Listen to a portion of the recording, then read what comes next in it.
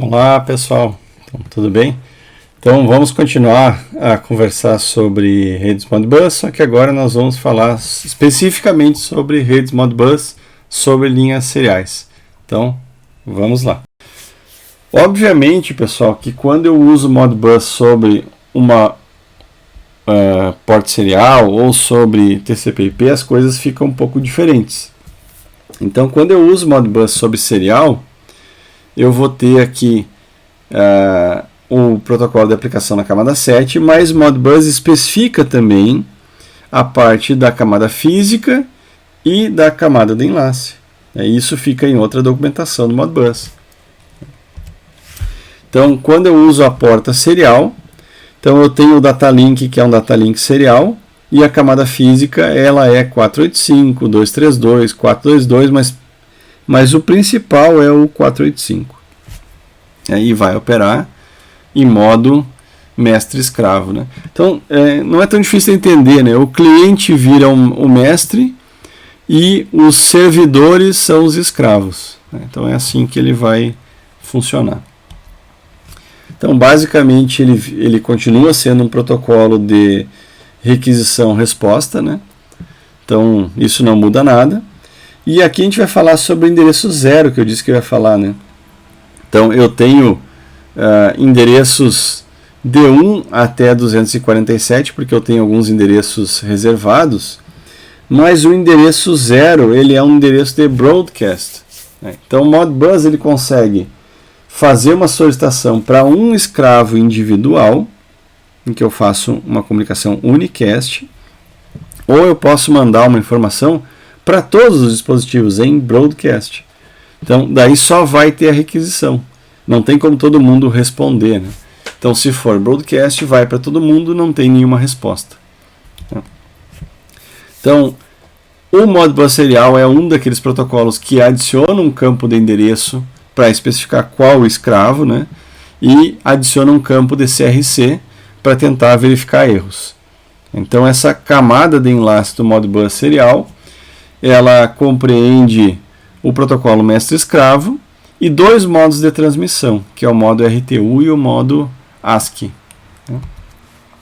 Então, eles preveem uma máquina de estados para o mestre e uma máquina de estados para o escravo, né? Então, basicamente, o mestre está em idle, está sem fazer nada, até que ele envia uma mensagem para o escravo, ele fica esperando por um certo tempo essa resposta.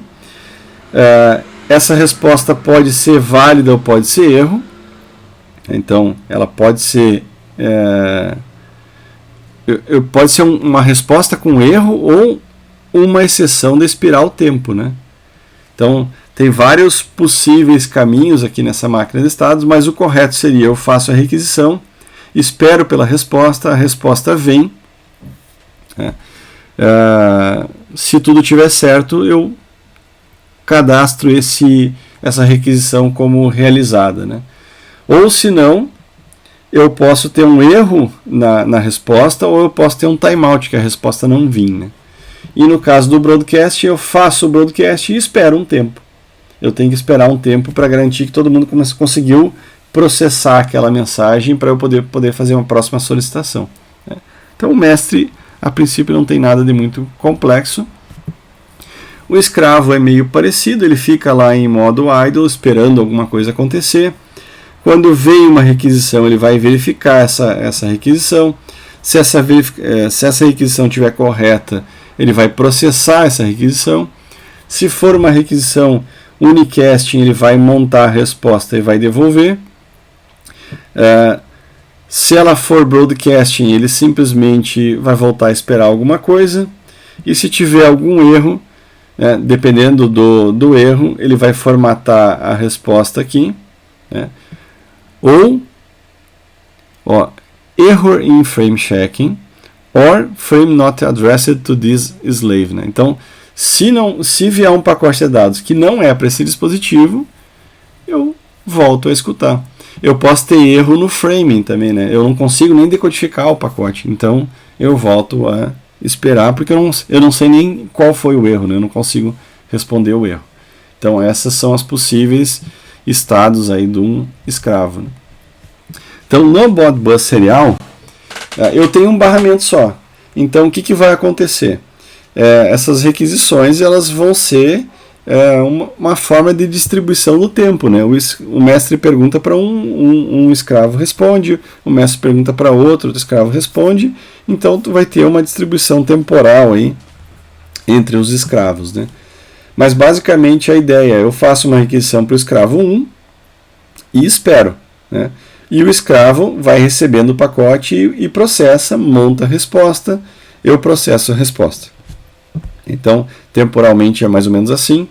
Se o mestre envia um broadcast, todos os escravos recebem essa mensagem e a processam, e o mestre fica esperando um certo tempo que ele chama de turnaround delay, né? Que é um tempo que ele tem que dar para os escravos poderem processar essas mensagens. E eu posso ficar fazendo N requisições para N slaves, né? E essas requisições em algum momento podem retornar um erro, né? Ou uma não resposta, né? Então, isso vai acontecendo temporalmente, né? Então, eu posso misturar requisições de unicast com requisições de broadcast sem problema. Então, quando eu uso o modo de transmissão Modbus RTU, o que eu vou ter? Eu vou ter um pacote de dados serial que vai transmitir um dado de 8 bits binário, mas os símbolos não necessariamente vão ser só 8. Eu tenho um bit de start, um bit de paridade e um bit de stop, né? Então eu vou ter 11 bits para transmitir 8 bits. Então eu tenho um adicional que é dar o início e o final de um byte, né? Fazer o framing do byte, e a paridade para tentar verificar erro. Então eu tenho paridade e CRC. Ambas podem pegar um erro, né? E eu posso usar o Modbus sem paridade, mas se eu usar sem paridade, daí eu vou ter que dar 2 stops. Então meio que não faz sentido, né? Então se eu vou usar esse bit adicional, se são sempre 11 bits, então eu uso o bit de paridade. E dessa forma, o pacote ADU, aquele, né, vai ter o endereço do escravo, código de função, os dados que vão até 256 bytes e 2 bytes de CRC.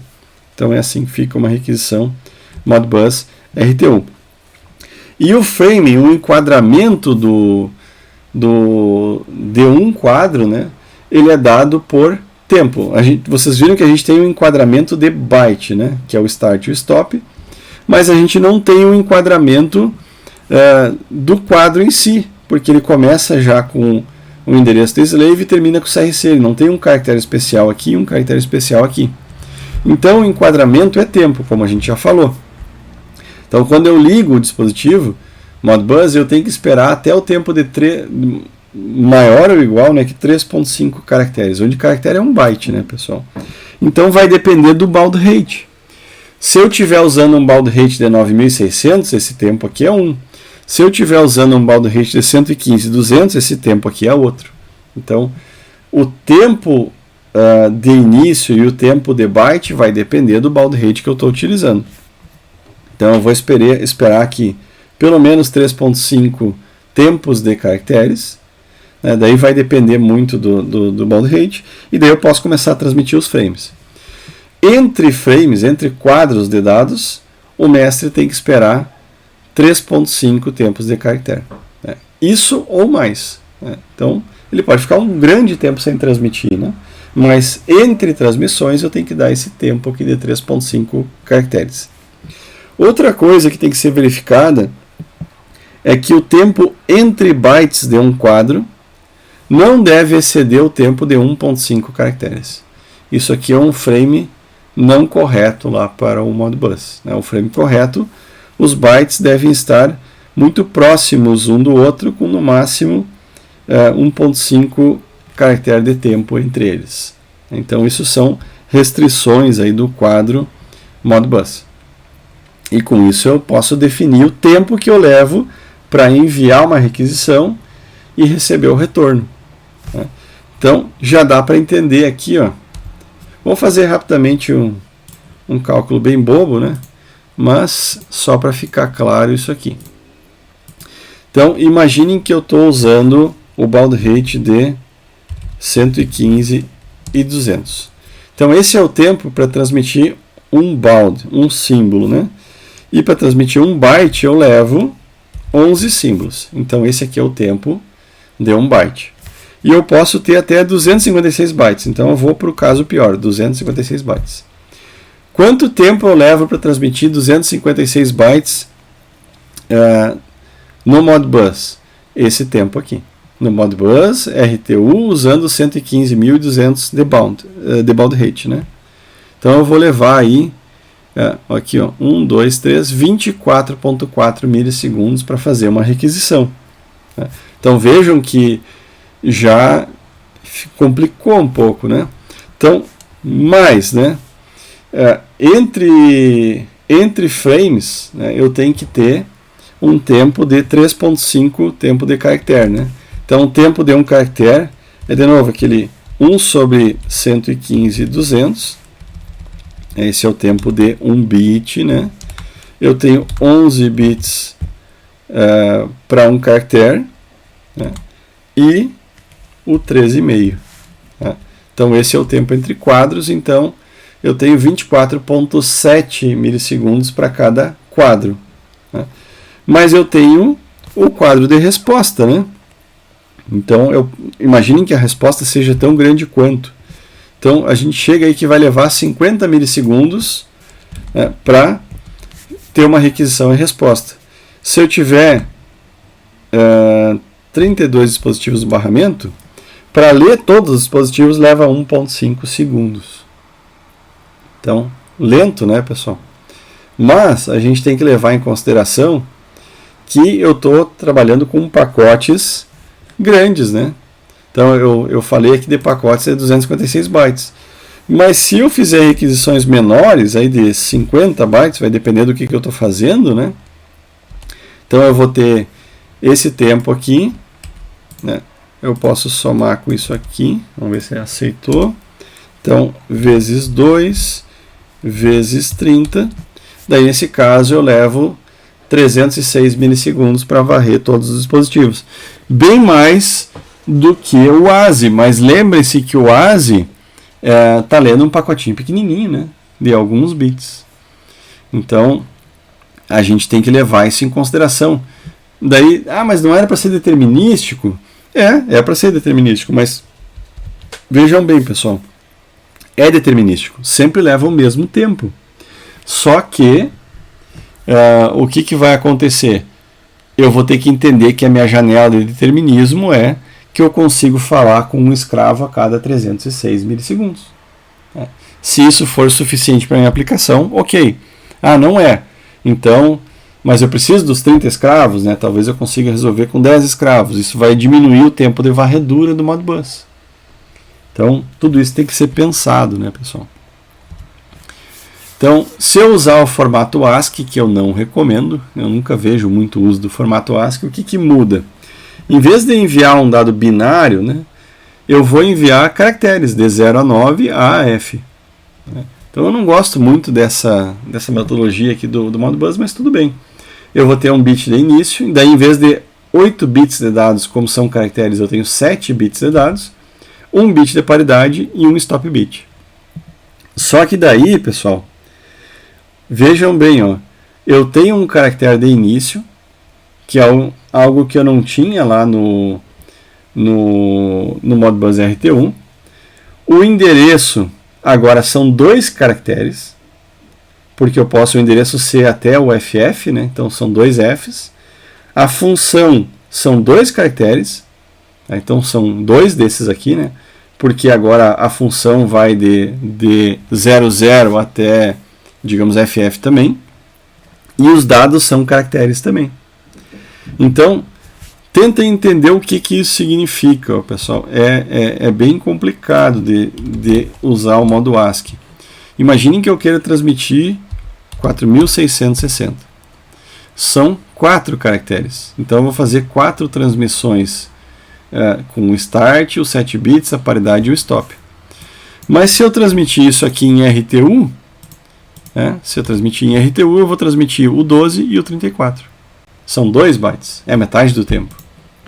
Então eu não vejo muito sentido em usar o modo ASCII, e se no ASCII ainda eu tenho um cálculo meio parecido com o CRC, eu não me lembro o que é o L exatamente, mas é tipo um CRC com 2 caracteres, e eu tenho o finalizador do quadro com 2 caracteres, que é o line feed, né, o nova linha, e o carrier return. Então eu termino com /N, /R aqui, um pacote, né? Então eu perco muito aqui com o enquadramento, com ter sempre 2 caracteres para transmitir D0 a 255, né? Eu não vejo muito sentido em usar o modo ASCII. Então a topologia do Modbus serial vai ser barramento. Então notem aqui que eu vou ter o barramento 485 com os terminadores, resistores terminadores, resistor de pull-up e resistor de pull-down, né? E notem que eu tenho o barramento comum, então o Modbus prevê isso aqui, né? Então eu tenho o par trançado, né, que é o A e o B lá do 485, e eu transmito também o barramento comum. Isso aqui é bem importante em alguns casos, senão eu tenho que aterrar, né, tudo que é lugar lá. Eu tenho que ter um terra real, né? Então, aterrado mesmo. Se eu não quiser isso, então eu transmito também o terra. Tá? E daí o dado transmite aqui, vai diferencial aqui, né? E é half duplex, né? Enquanto um está transmitindo, ninguém mais pode transmitir.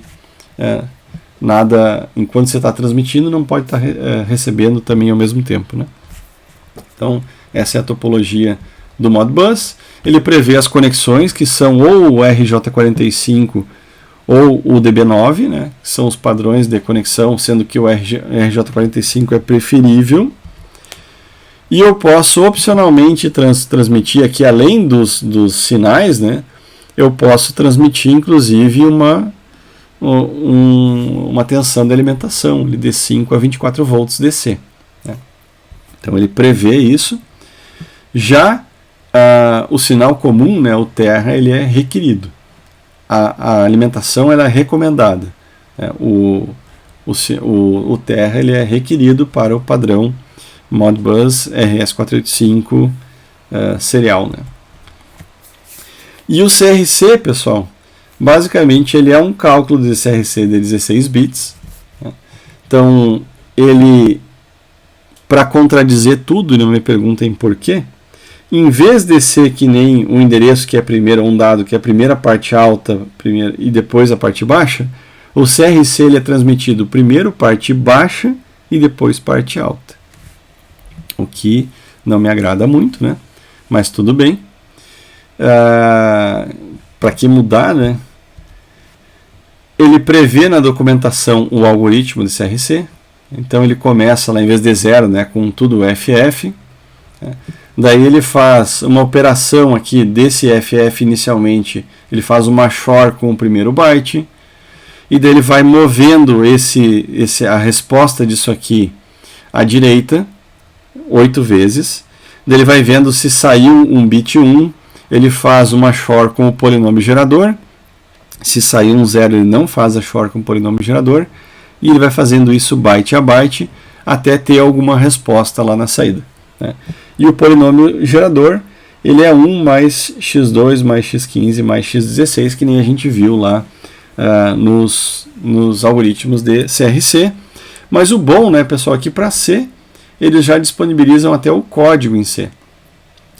E notem que aqui não tem os shifts. Ó. Por que não tem os shifts, pessoal? Porque leva muito tempo.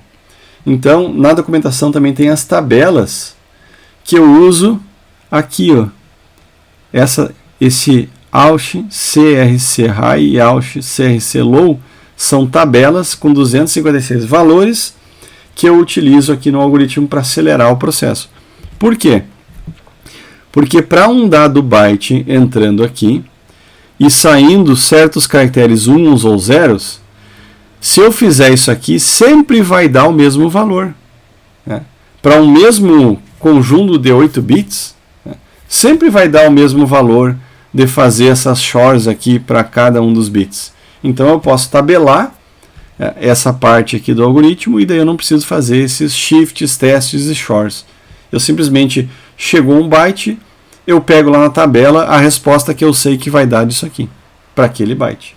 Então não é tão difícil de fazer essa tabela, né? Então isso é tabelado, acelera o algoritmo.